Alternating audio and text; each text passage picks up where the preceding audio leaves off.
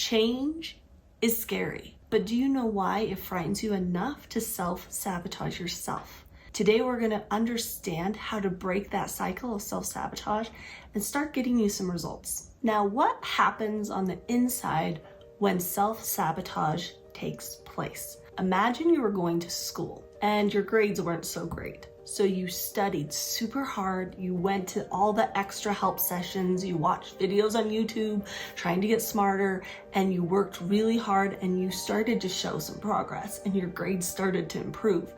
And then all of a sudden you didn't feel like it anymore. It was like it just tumbled apart. Your grades went back to being not so good, even worse than they were. That is called self-sabotage. The inner child or the inner parent has found something wrong about what's going on. And the change scares them a ridiculous amount. And the inner child is either, oh, I'm really scared because now I don't have as much food as I used to. What if I starve? What if I'm attacked and I no longer have the food storage that I used to? And they get scared and they cause you to bail. Or the inner parent finds something wrong with that. They think, oh, now people aren't going to like you if you start losing weight because then you won't be accepted. And, and it will find reasons to bail on it as well. It thinks this is going to be scary for you, this isn't going to be safe, and it will have you stop doing the thing. Take a minute and think of a recent goal that you tried to do, whether it was to lose weight or to stick on a budget or to reach out to more friends. Try to imagine what happened inside. Did your inner child start to throw a tantrum because it didn't like what was going on? Here's where self-sabotage sneaks in. That inner child is threatened by this change, as small or big as it might be, and they pull back and they want to go back to what is familiar. And that is why we so often go back to when we started whatever we're trying to do, and we digress in our movement forward. Now, self-sabotage can happen in all forms of your life, whether it is trying to be healthier or trying to be better with your money, or even in the relationships that you have. Your body thinks it's comfortable and safe where it is, and when you try to move, it says it's unsafe.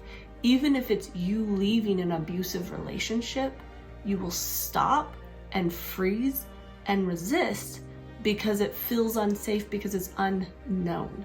Even if it is an unsafe situation that you're already in and you're going to a safe situation, that inner child or inner parent won't like it because they don't like change. Now, if you think for a minute, is your inner child making most of your changes, or is your inner parent? What comes up for you when you think about that? Self-sabotage isn't a one and done. It's not something that you want to completely get rid of in your life. You need your inner child and you need your inner parent.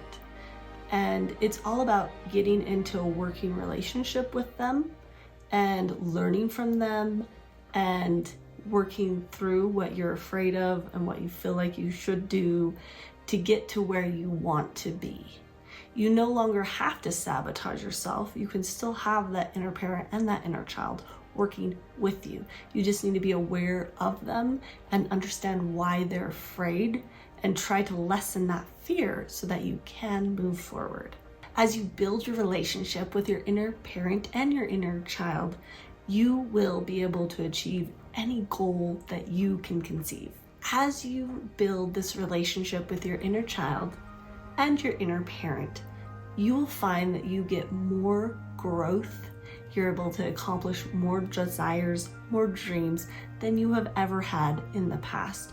You will have less fear and you will be able to move forward, and you'll be able to spot when fears do come up.